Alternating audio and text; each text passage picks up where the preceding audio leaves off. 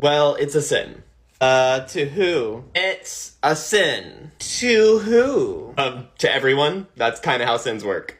See, but that's not true. Sin is subjective. It says so in Romans 14:14. In it, Paul says, I'm convinced, being fully persuaded by the Lord Jesus, that nothing is unclean in itself. But if someone regards something as unclean, then for that person, it is unclean. So I say again, for who? 'Cause it depends on the person.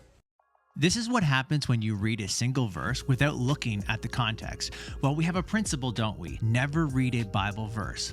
What that means is you always read the verses around the verse, the context. And when you read the context, you find out that Paul is specifically talking about eating food that is clean, but that you think is unclean. See, on the one hand, there were Christians with weaker faith. Those are Paul's words, who believed eating certain food was sinful. As a result, they passed judgment on those Christians who would eat those foods. On the other hand, there were Christians with stronger faith, like the Apostle Paul, who knew all food is clean.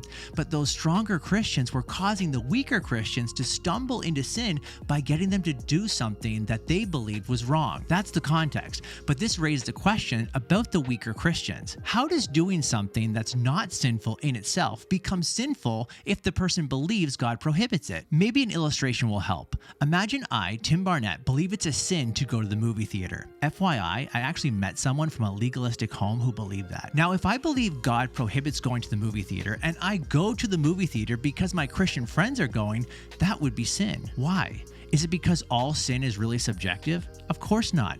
It's because in that act, my heart is set against God, and it's objectively sinful to do something that you believe is prohibited by God. You don't have to believe something is sin for it to be sin. For example, you might not believe murder is sin, but that doesn't change the fact that murder is a sin.